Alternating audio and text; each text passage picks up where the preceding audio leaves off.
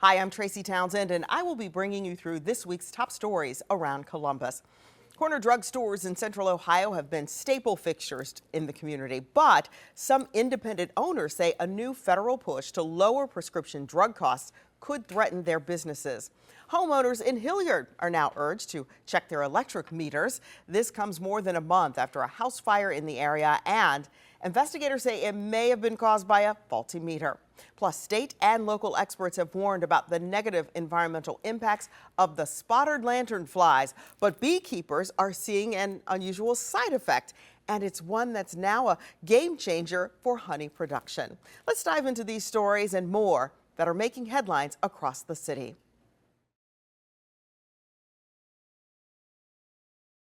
A house fire just over a month ago, sparking conversation between neighbors in this area who are raising concerns about issues with their own electric meters. Steve Reinhardt knows firsthand how quickly a normal night can turn scary. And all of a sudden we heard loud popping noises. We also heard sizzling noises, and the lights were kind of going up and down. Then he says he smelled burning plastic. After calling AEP, crews found one of the cords inside his electric meter had come out of place. They said, when they put in, these houses were built in '99, and when they put in the power, they bury them out to the power panel, and over time they sink and the dirt settles on top of them and it pulls on those. Steve isn't alone. A house fire just over a month ago sparked concern in this Hilliard neighborhood and has more homeowners taking a closer look at their electric meters. After the fire and several reports of meters sparking and arcing, officials are urging residents to be proactive and avoid another potential hazard. They're asking people to do a simple visual check of their meters, but warn never touch the equipment and call a professional. Norwich Township Fire Marshal Daryl Miller shares what you can look for right now. What you're looking for is the meter base pulling away from the siding, and you're looking for loose screws that are around the meter base as well, and you're looking for the PVC conduit, a separation of the PVC conduit to the meter base. If there are any signs of separation, AEP representatives can check it out, but a certified electrician is needed to make repairs. If we were not there to catch that, I really think our house would have burned up. Fire officials say cable separation can happen from any kind of ground movement or soil changes, and staying alert of any changes is the best way to stay safe. Reporting in Hilliard, Kristen McFarland, 10 TV News. It's a game changer. By this time most years, beekeeper Nina Bagley's work is done. I usually get June and July light honey, and I pull in June and July, and then I stop at the end of July. In August and September, we go through a dearth. But this year, she noticed something different in her honey. I had this really strange, smoky, very thick, very citrusy, kind of had cherry flavors, figs, and different flavors. So she consulted friends and experts in the beekeeping community who suggested the change could be linked to the surge in spotted lanternflies in Columbus. I probably wouldn't have believed him, but I did see them in my field. And an Ohio State entomologist confirmed it's likely. The spotted lanternfly takes out the sap from the tree, excretes it into this thick, sugary substance called honeydew. Bagley believes her bees are picking up that honeydew, and it's causing a late-year surge in honey production. It's also changed how the honey looks and tastes. It went from the light locust in the spring to my summer amber, and I usually get this and then I stop. But I've got this, which is red and smoky flavor, and then 2 days ago I pulled it off again, and it's a darker flavor. Bagley isn't sure yet how her bees will fare through winter on this honey. I won't know until the spring, but from other beekeepers that I talk to, their bees survive very well on this honeydew honey. But for now, she's embracing the abundance and atypical tastes. So, gotta love the honeydew.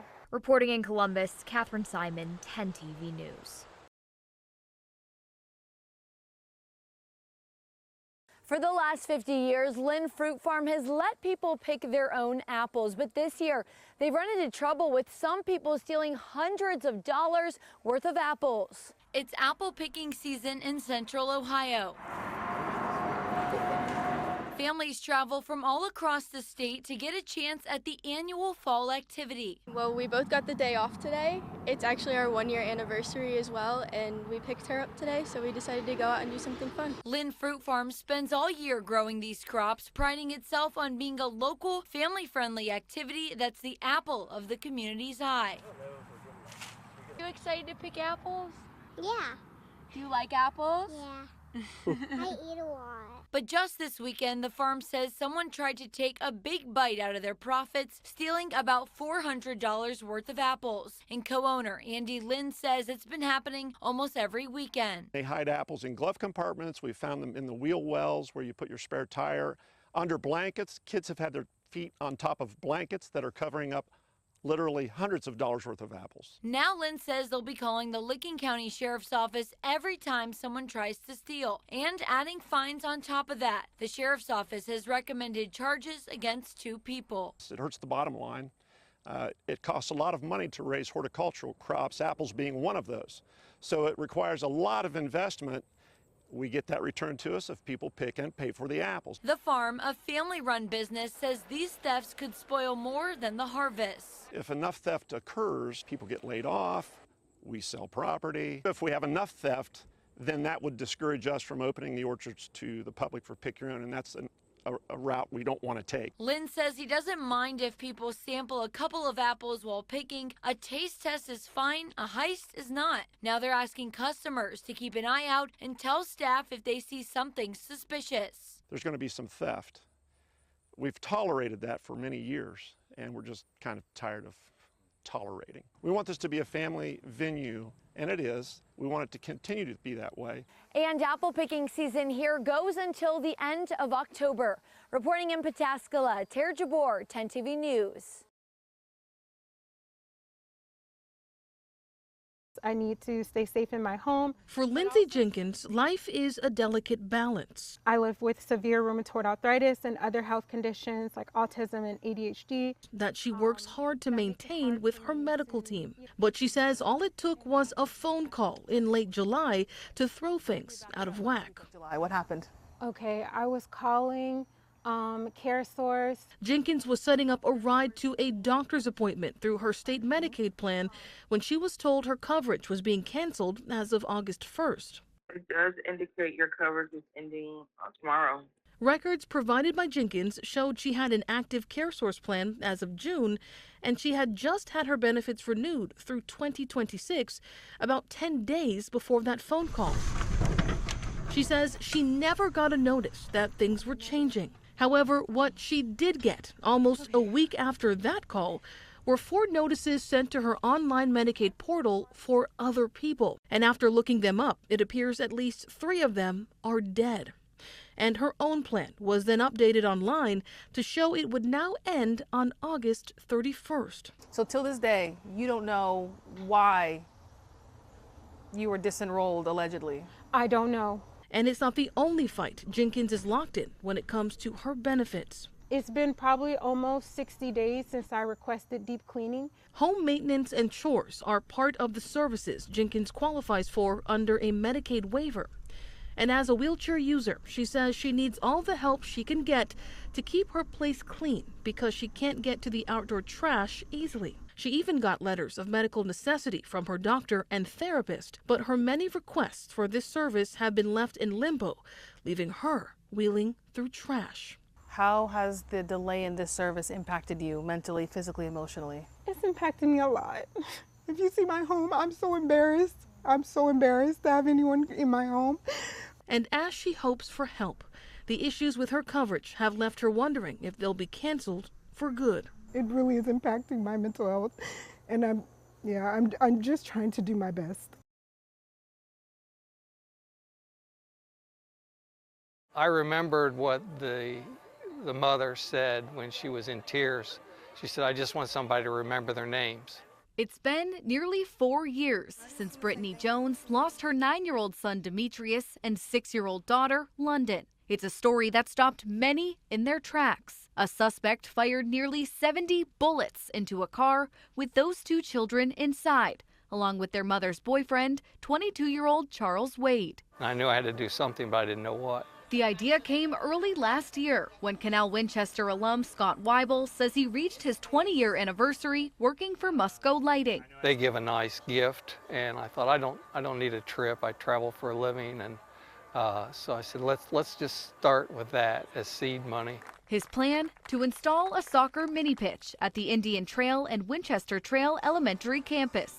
About a year and a half later, that idea was brought to life. To see the kids play on the pitch is more reward than anything I could have spent money on. A mini pitch with a big message, which Weibel hopes will inspire generations to come. Ultimately, I hope their lives are changed. They have a purpose for living and a direction for life. He hopes the messages and words surrounding the pitch resonate.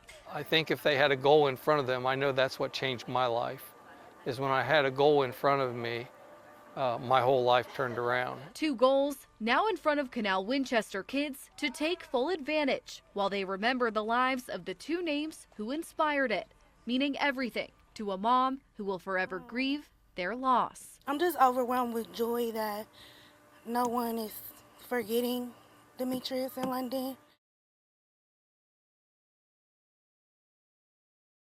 Tucked away off the corner of Parsons and Broad, the Breathing Association helps people with asthma, COPD, and folks just trying to quit smoking. That's just a few of the services they provide. But for nonprofits like them, they've really been hit with a double whammy this year. First, it was the cut in federal grant money, and now they're faced with the effects of the government shutdown. We're truly trying to stay committed. We are struggling. Outfitted clinics and stocked supply rooms, all ready to help the community. Dr. Iyad Hassan is not only a clinician, but the man tasked with keeping it going. With that money being delayed or not coming at all, what does the future look like? It's very grim. I mean, we're very hopeful. We're very focused. We've been in existence since 1906. So we've either seen something similar or have faced something similar. It's not been an easy year. Millions in grant funding has disappeared, and they had to lay off some staff and downsize some of their services. And now they're facing another roadblock. Funding could be delayed due to the government shutdown. It's not just medical services they provide. They also help people keep the house warm and the lights and gas connected, a service that brings some 15,000 people through these doors. You know, I've worked for my job over 18 years. And I'm in a position now to where I have financial hardships. Carlina is one of the people leaning on the Breathing Association for help right now. With many nonprofits having to cut back and do more with less, she's worried about what it means for others needing that leg up. I'm thankful that they're still here because it's slowly but surely disappearing. It's hard times out here. Dr. Hassan says it's tight right now, not only for them, but others trying to provide services to a vulnerable community. If it continues at the pace it is, one of our colleagues have actually predicted that 6 to 10 organizations, nonprofits like ours, may have to shut down by the end of the year. Dr. Hassan says they'll make it through, but he's hopeful for a solution sooner than later. In downtown Columbus, Colin Dorsey, 10 TV News. I feel very safe walking around campus. I feel like we have a lot of protocols and different things that are very helpful and to make all the students feel safe. We love the community, we feel safe. Students like Grant Eckel and Riley Trumbull say they feel good about safety at Ohio State. I definitely feel safe here compared to other colleges. Hearing my roommate when she goes and visits the University of Cincinnati, they definitely feel more safe here than they do at those places. Their feelings echo parts of the university's annual safety report, which shows that in 2024, reports of most on-campus crimes went down. Domestic violence and dating violence were the only crime categories that saw an increase. In 2024, there were 31 on-campus reports of dating violence. That's up from 24 in 2023 and 22 the year before. Additionally, there were 20 on-campus domestic violence reports, compared to 12 in 2023 and 9 in 2022. In those 3 years, just 2 of the domestic violence reports were in residence halls. Though the students I talked to say they feel safe, they still stay cautious. Just walking around at night and making sure that you're not alone and always have people around you. And they say they're happy with the school's approach to keeping them safe. I definitely think they do a very good job at, especially us being so close to High Street, I feel like they do a really good job at keeping us separate from what happens maybe on the other side of High Street. This is what the weapon detectors look like. They're straightforward and familiar, similar to what you would see maybe going to a concert or even a sporting event. But the Ohio Nurses Association says there's still more to do. For nurse Brett Apple, what happened in 2024 was traumatizing. That was very concerning, obviously, for the staff, what might have happened. Those incidents last year were enough for the Ohio Nurses Association to demand change. And their calls worked. Nearly every public OSU Wexner Medical Center building now equipped with weapon detectors. Evolve machinery using cloud technology and AI-driven systems to detect threats the second someone steps through. We see the evolving nature of what's happening, not only in healthcare, but across all aspects of society. And so we're wanting to make sure we're implementing every available technology to keep people safe. But these detectors came at a cost, nearly $1 million to purchase and $9 million more to staff them. Still, ONA fears it's not enough. Security needs help. They have great staff members, but they can't be everywhere, and they can't respond if they don't have the staff. Elizabeth Seeley says OSU is hiring, boosting security staff by 20% in just the last 2 years. Our security personnel team has about 130 individuals, so we're always recruiting. And new measures, gold wristbands now given to EMS or emergency patients, showing staff they've been screened for weapons. OSU says they're not stopping there. As a next step is we're piloting staff duress buttons to enable someone to be notified immediately that there's a challenge. We're also expanding our behavioral emergency response team. Apple says he does feel safer now than years past. There's still no purse policy, but security can check items brought inside anytime. It's on a one-step fix. The final site for this year, the Dodd Rehab Hospital, will have weapon detectors installed by the end of October. Then, of course, once the new tower opens up in February, they will too have those new weapon detectors installed as well. Reporting from the OSU Wexner Medical Center, Bryn Caswell, 10 TV News. Much more than an assignment. With crayons, markers, and colored pencils in hand, these 8th graders are on a mission. We're making thank you cards for veterans who have served in our country. Hundreds of students at Jones Middle School in Upper Arlington taking part in this special service project. Just say thank you for everything that they've done. With red, white, and blue. Because I feel like those are patriotic colors. And a grateful heart. To honor their sacrifice and courage. Each student writes out their message of thanks. I wrote, "Dear veteran, thank you very much for your service to our country." Notes that will be handed out during the annual Central Ohio Stand Down, an event providing services like screenings, counseling, and housing assistance to area veterans, a community effort to say thank you. As veterans, they've done so much for our nation, and sometimes even the smallest bits of appreciation can mean a lot to them. Many students with veterans or service members in their lives. My great-grandpa Henry was a medic in World War II. He's not alive anymore. It was my great-grandpa. He was a pilot in the Air Force. My grandpa is a veteran, and so is my great-grandpa. My cousin is in the Navy right now. The message is personal for these 8th graders, even though they'll likely never meet the veteran who receives it. I hope that they see how much we appreciate them and everything that they've done for us and our country. To remember that they matter and they fought for this country so we could live like how we're living right now. A simple note. You did great for our country. Sharing their gratitude. Our world wouldn't be the same, and it's really important to show them how much that matters to us. Thank you for protecting our country. From Michael. Got to make sure that first bend right there. Lessons in the classroom turned into action in the real world for these 4 students at Toll's Career and Technical Center. They're studying to be firefighters and EMTs. On Tuesday, they put that studying to a real-life test. We were driving and we saw the truck over in the ditch. And we were like, oh, there's no fire personnel, there's no professionals there, so we decided to stop. A semi-truck on I-70 near State Route 142 hit a guardrail and crashed. The 4 students jumped into action. We tried to talk to him, make sure that he was like, okay. I ran back because I was in my car and my lifeguard pack was in there for my job. So I proceeded to grab that just in case if I needed to do CPR, because we have the masks and gloves and gauze and all that. The students kept talking to the victim until firefighters and police showed up. Then they stayed.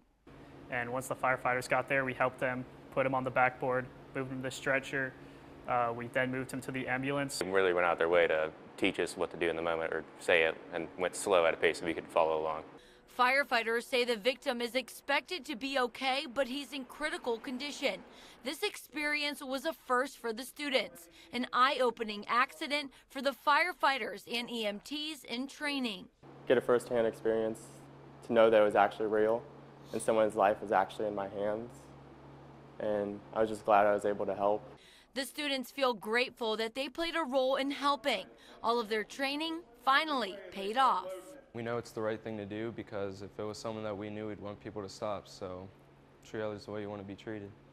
And all 4 students graduate in May. They told me that the experience that they had here solidified their plans to become first responders. Reporting in West Jefferson, Tara Jabor, 10 TV News. In communities across central Ohio, corner drugstores like Linworth's Pharmacy have been staples in the community for decades. Pharmacists say while cheaper drugs may sound good for patients, the math could put mom and pop pharmacies in a tough spot and ultimately patient care at risk.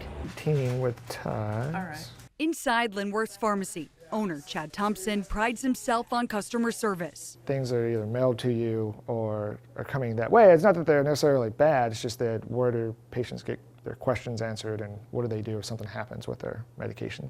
President Trump's new plan, Trump RX, aims to cut out-of-pocket drug costs, allowing patients to buy medicine directly from manufacturers. This could mean cheaper insulin or heart medications. But for smaller pharmacies who don't have the bargaining power, there's fear reimbursement rates from insurers and pharmacy benefit managers could sink even lower.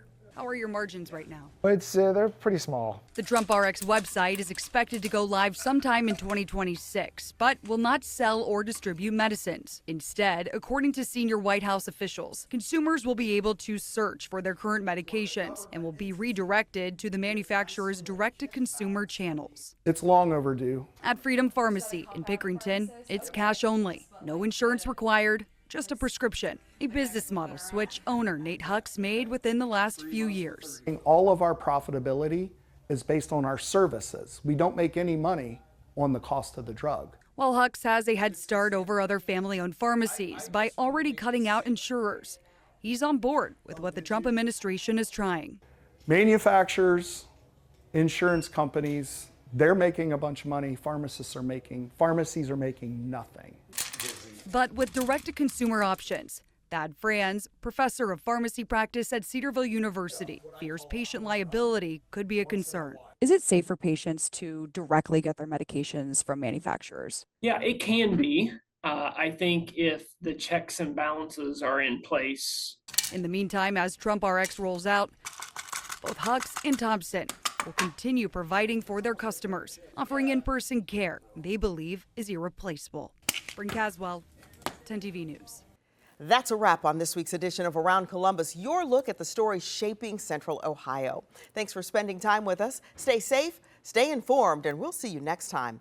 And don't forget, you can always get the latest updates on the go with the free 10 TV News app.